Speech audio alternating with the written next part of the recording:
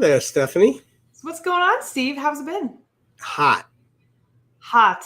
That seems to be the theme for everybody, is it's been pretty hot for everyone. I mean, it's currently, I think, 100 degrees where I'm at, and the humidity is ridiculous. We keep getting promised rain, and it's not happening. Well, you get kind of that dry heat there in Texas, right? No, well, where I am, it's not the dry heat. It's actually the opposite. It's like walking into a sauna, walking outside. Oh, nice, nice. Well, in New York, it gets humid. It's what summer's all about. But then the water's here, the pools are here, the beaches are here. But do you have a place to go when it gets really, really hot like this? The beach. I mean, the beach. I wish it was the beach. The beach is like an hour and 15 minutes away. Here, it's the pool. We pretty much live at the pool. During the weekends, it's all pool all the time because the kids have to be outside. They have to be running around. And if they can swim around in the pool, they get their energy out. And it doesn't matter that it's 101 or 102 degrees when you're sitting in a pool. It still feels like you're sharing a bathtub, but it does make it feel a little bit more comfortable outside. Well, this is Kick Unhealthy Relationships to the Curb. That's Stephanie McPhail. I'm Steve Vaccaro. We're here every Tuesday night from 6 to 6:30 Eastern Standard Time. We're also on cable. You want to check your local listing for that. And we're on different social media platforms. And pretty soon, we'll be on BronxNet and Fios in a couple of weeks. So we're trying to expand the efforts that we're both doing here. But we have to start off. The whole reason why I've been doing all the work that I've been doing, clinical and therapy, is because of my mom, really. And my mom's birthday is tomorrow, and she passed away many, many years ago. But I wanted to give a little acknowledgement to my mom. She was the sole reason why I'm at this point in life. And, we all have loved ones that we've lost and we honor. And I miss my mom terribly, but because of the struggles that she went through, the medical and psychiatric struggles that she went through when she was younger and throughout life, I kind of learned that compassion, and looking into her eyes each and every day when I was younger taught me that compassion, and continued my efforts to her and to God, really. I was going to try to help this world be a better place where people that are struggling, and you too, Stephanie, have made this world a better place in the work that you do as well. Well, I was just talking to someone this morning, and I think that it's very inspiring when people take the pain that they went through and they use that for good. And, we've all been through things. We've all had different experiences, all different traumas that we've experienced. But to take that pain and share it with the world, it lessens it. And it also helps for other people to say, hey, if they can do it, maybe I can do it too. And maybe there can be more for myself. And I love the work that you've done because of your experience with your mom. And, that ripple effect of so many positive effects of that. It's just a beautiful thing. Yeah, it is. And I know on our show, we've been doing this for 3.5 years now, and you've openly shared about your journey and how it all began. Not too many people would turn it around, that adversity, that traumatic experience that you've gone through when you were a little bit younger, and use it to help others, because it was your wedding time. You just were married, and honeymoon and all that was supposed to be total bliss and happiness, and it kind of quickly turned. But you turned things around to help others with the work that you do, but also the book that you put out there. Yeah, my book, Being Loved Shouldn't Hurt, is just really all about overcoming the cycle of toxic relationships. I mean, I do share in more detail there my story, which was really uncomfortable to start off with. I mean, I was really nervous sharing all of that information.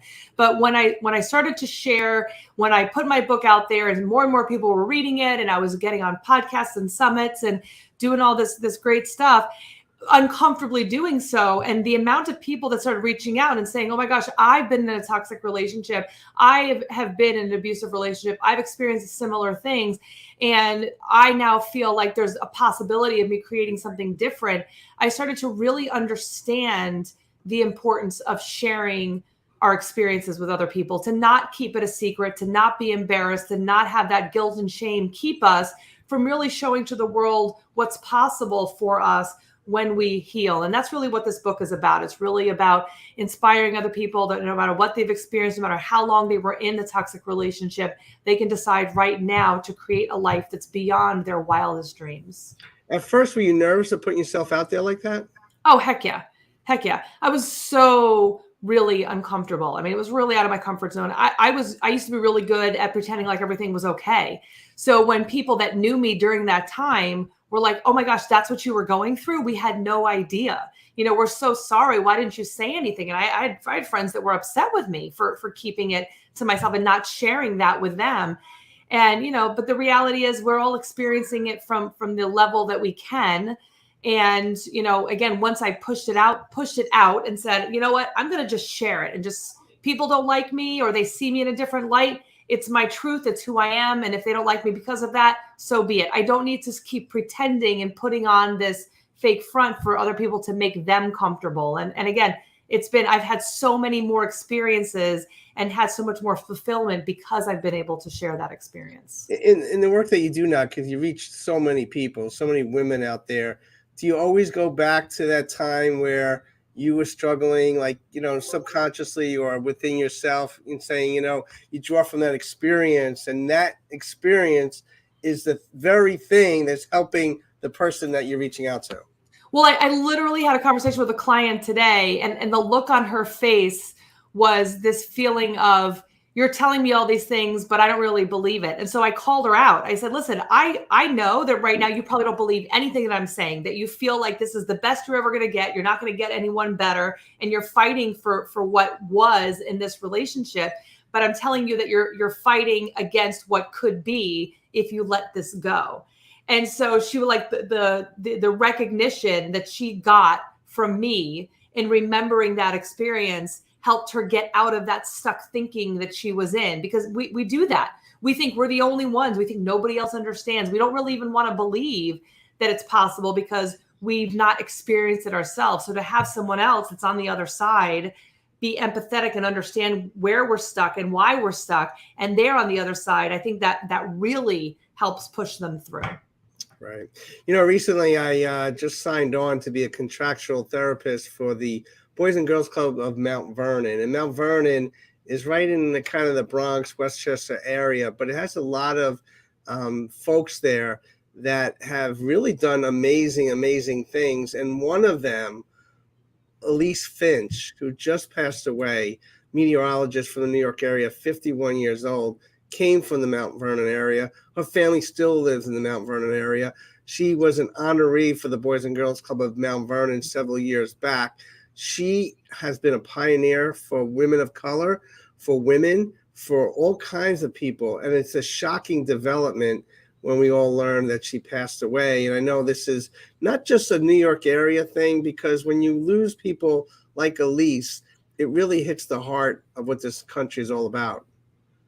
Yeah. Yeah. I mean, I've been seeing it all over the news, and it seems like, I mean, I didn't know who she was until I saw her name keep popping up. And so I was doing a little bit more digging in, and she just sounded like a real positive light for people. So it's a shame. I mean, and 51 is so young. Yeah. We have a little video clip because she is part of the Mount Vernon area and community, and she's given back to the Boys and Girls Club. And since I'm a part of that, I wanted to share this little clip with everybody around the country. Let's check it out. Tonight it is with profound sadness that we want to share the news of the passing of our beloved Elise Finch. Elise has been a friend and a team member at WCBS for 16 years. First as our weekend meteorologist with Steve and me, and most recently in the mornings. Elise was a gifted and consummate professional who took great care with her work. She was also a wonderful ambassador in the community, including her hometown of Mount Vernon. But above all, Elise was a fiercely loving and devoted mother to Grace and a wife to Greg, who we join in grieving this tremendous loss. There was no one like her. We're all going to miss her very much. And we'll be right back.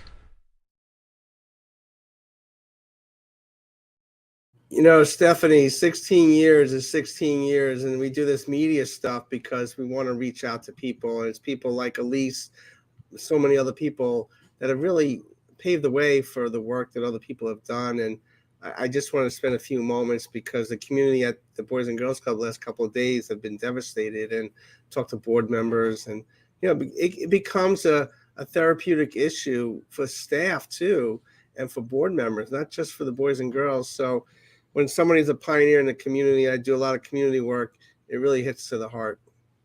And thank you for being able to be a part of that community and helping to give back. I mean, again, it just goes back to, if you can be here even in this time when they're grieving, to be able for you to bring what you've learned to go and help them. I mean, that's the gift, right? That is the gift. That is the gift. But we have a gifted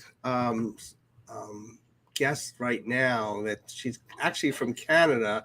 They call her Sam Speaks, and we want to bring her on in a few moments. Samantha Piard is a speaker, podcaster, and manifestation coach, helping women heal their relationship to money so they can manifest more of it. She is the founder of She Receives Academy that will help women create a rock-solid foundation of self-worth so they can easily attract a life by their own design. Sam has been featured in various blogs, virtual events, and countless podcasts. Through her courses and workshops, she has helped hundreds of women manifest wealth and abundance no matter where they came from or where they're starting at.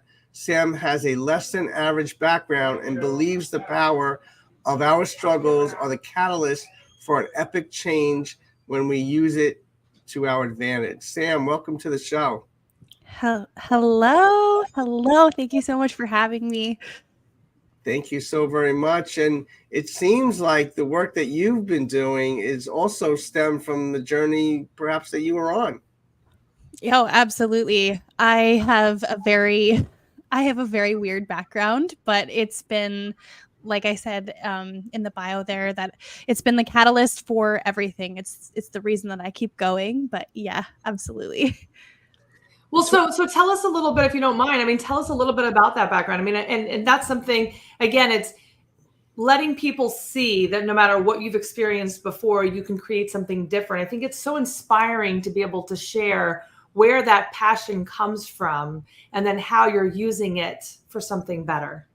Yes, I actually relate to both of you, but in kind of different ways. So it has to do with my mom, and it also has to do with the toxic relationships. So when I was a little girl, my mom is actually an addict, and I grew up around addiction. And when I was a little girl, I remember just being in my messy bedroom in a house full of chaos, and I would line up my stuffed animals, and I would give them motivational speeches. And I always have struggled with anxiety and being able to fall asleep. So how I would fall asleep at night is I would imagine this rags to riches story. And I invented this like version of myself that would walk down the street, and I would open these beautiful gold doors to this whole new life. And so it started really young that I knew that I was made for more. I was made to help people. I was made to not fall victim to my circumstances. And this is like predating 9 years old. And when I was 11 years old, my brother and I had to escape that situation, and we went and lived with my dad, and it ended up being a lot better. And throughout the years, I have allowed self-doubt and fear and that little girl inside of me who really didn't know if she could do all these big things kind of be snuffed out by self-doubt and lack of self-love. And after I had my son, so he's 5 now, I struggled with really bad postpartum depression and anxiety, and ended up peeling myself off the kitchen floor and said, like, where is that fire? Where is that little girl inside of me again? Because she's in there. And I picked myself up and was like, let's do this. Let's create change in my own life. And that is kind of what led me down this path for helping women and teaching manifestation and mindset and having my own podcast and speaking business as well. So that's kind of in a nutshell. There's a lot more, but yeah. See, Sam, when you turned the page at that time, did you feel a sense of relief or newborn motivation to kind of look at yourself and look back at your journey a little differently, but use it to help others? Yeah, absolutely. I was right after I had my son, I was really struggling with full-blown anxiety and depression. And I realized that I was also complaining a lot, right? Like the thoughts that were going around in my brain were fueling this almost victim mentality. I was falling victim to my own circumstances. And I realized, oh, this is a conditioned belief This is something that I was shown. And now in this, I'm going through a really hard season right now, and it's all that I know. So basically, I found this book called The Magic, and it's a 28 gratitude challenge. And I realized that, if we want to change our lives, if we want a better life, we have to start being grateful for what we have today. And it changed my entire life. So, yeah. So tell us a little bit about what it is, like your expertise and how you help women. I mean, manifestation coach, I'm not sure that everyone watching really understands what that really means. I mean, it's really cool. But like, tell us about what that is and how you help people. Yeah. So in a nutshell, let's just kind of going back to basics. What is manifestation? It is a desire materialized. So something that you want, something that you intend, and you make it happen for yourself, right? Often there's a lot of belief that, oh, it's some woo-woo thing and you're sitting around meditating all day waiting for something to fall into your lap. But really what it is, it's healing the parts of yourself that maybe you don't want to look at, and healing your self-worth, healing your self-love, and deciding that you're going to take the steps and supported by the beliefs and desires and thought processes that support that other life. And then what happens is, suddenly you're not just chasing goals, but you're able to attract them to you, because it's not just goal chasing. It's not just sitting around waiting for something good to happen. It's truly designing your life and being able to have it in your orbit a lot easier when you heal those parts of yourself. I think when people hear manifestation, they just think exactly what you said, that it's just like falling in your lap. But it's also, you have the dream, but then you do whatever it takes to create that. Yes. Right? Yes, absolutely. And it's interesting because most people get held back by fear or, deep-rooted subconscious beliefs, right? If someone told you growing up that you aren't worthy of XYZ, or, money is bad, or I don't know, you'll never get a man, something like that, right? If somebody told you that growing up, that's so ingrained into your subconscious mind. Your subconscious mind is really only 7 years old. So we have to work backwards and say, okay, I'm the reason that I don't think that I can, make more money in multiple ways, or I don't think that I can have a loving relationship, was because that I saw my parents fighting all the time. So I associate relationships with negativity, right? So we can go back into the subconscious mind and say, okay, let's rewire that belief, which I have steps that I take my clients through to do that. And then what happens is suddenly they believe in themselves. They believe that what they want, they're worthy of, and they go out there and they get it, and they don't take no for an answer. So, yeah. This is Kick Unhealthy Relationships to the Curb. That's Stephanie McPhail. I'm Steve Vaccaro. That's our lovely guest, Sam Perriard, manifestation coach. Talk about the initial work that you do with your clients. I would assume most of it's virtual, correct? Yes, actually. I do have something interesting cooking up. So not ready to tell you yet. So if you just follow my Instagram, you'll see I'm dropping some nuggets over the next few weeks. You're not going to tell us? Sam, you're not going to tell us? It's a surprise. I just started launching something, so you'll see. But the main work that I do is I do one-on-one client work, which was kind of like the main business that I had for the last couple of years. And then I just finished recording a course that I have some people in right now, and it's about manifestation, but it's really when you really come down to it, it helps you heal your relationship to money, wealth, and abundance, and your relationship to receiving. And that, when you really look deep with that, it's self-love, self-worth, so that you can really truly create a life by your own design. So that's pretty much what I do. So when you work with clients, is it manifestation mostly money-wise, or is it something else? Yeah. So the interesting thing is most people come to me to heal their relationship to money, but what they get is they get a whole package of learning how to feel worthy of their desires, right? People are like, I want to manifest money, which is actually something that is external. Money is just an extension of us. So it's an external thing that they want. But what we have to do in order to attract more money, in order to attract more opportunities, whatever that looks like for you, more abundance in general, we have to clean up what's going on the inside, right? So it's all that inner work. So that's really what I do, is I help them clean up the gunk in the subconscious mind. Is it hard for the clients initially to understand that perspective?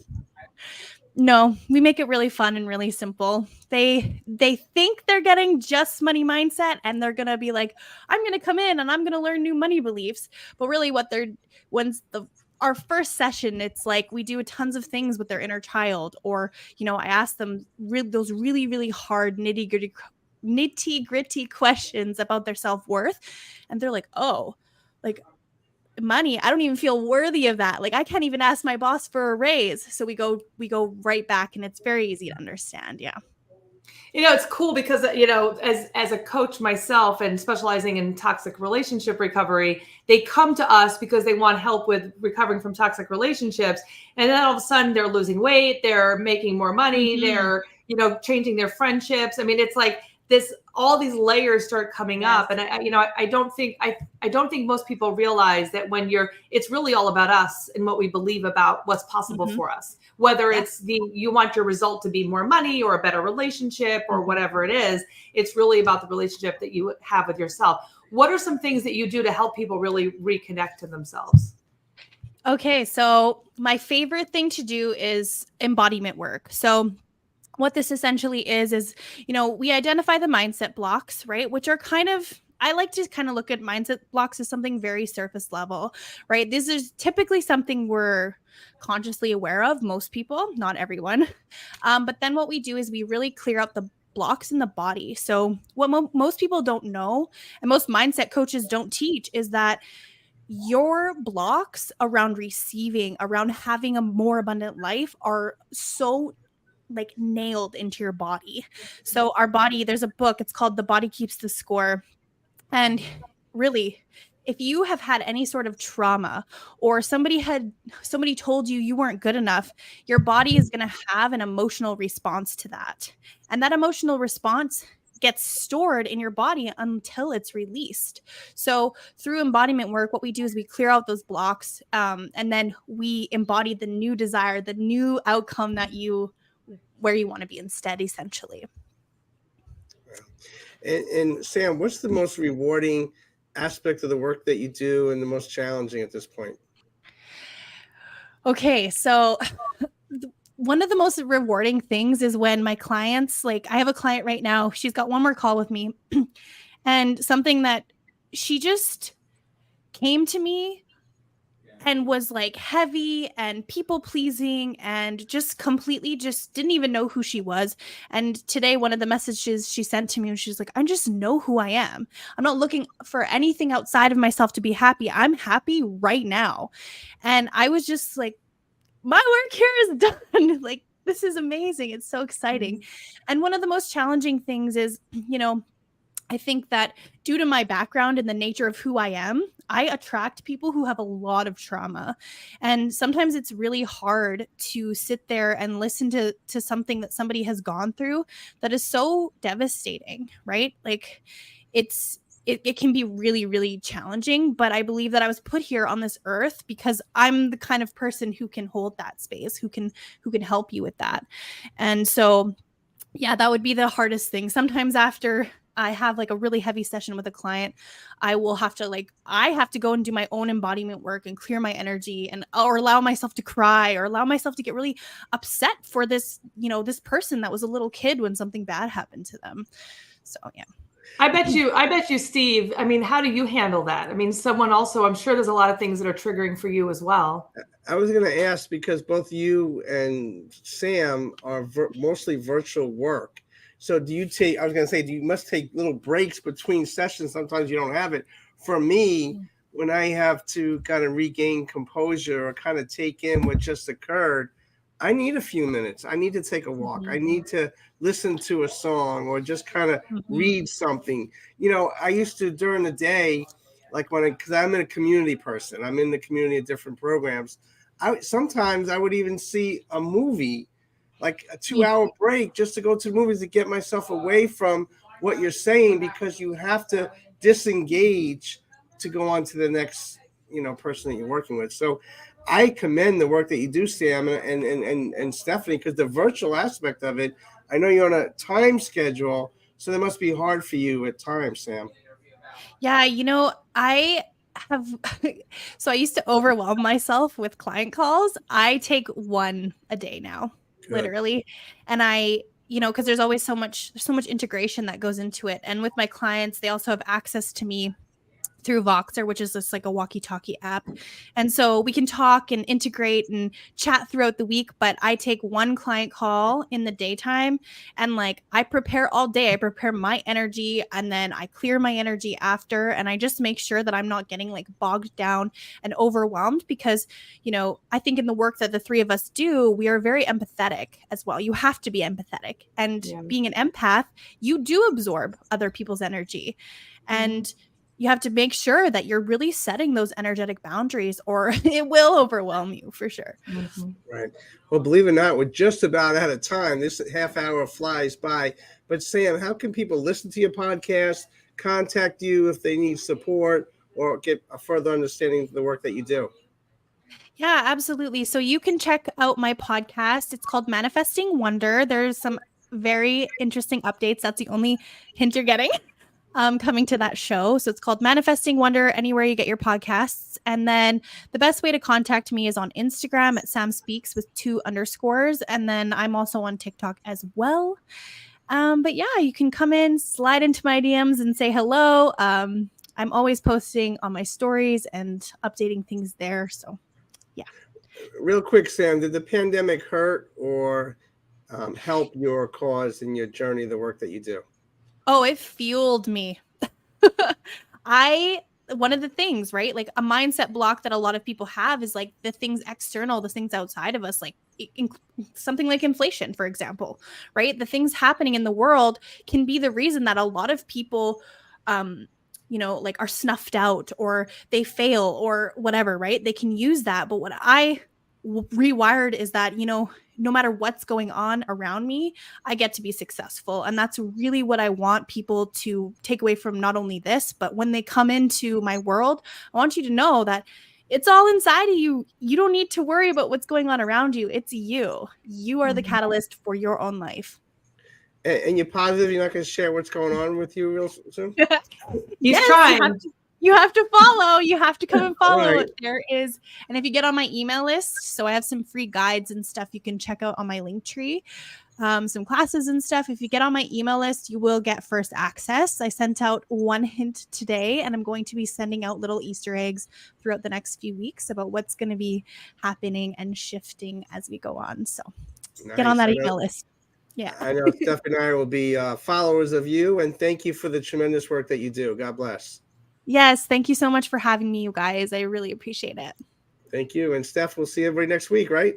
See you next week. We have some other amazing guests coming in, so definitely tune in next week as well. Yeah, God bless. Have a great week, guys. Bye, everybody. Bye, guys.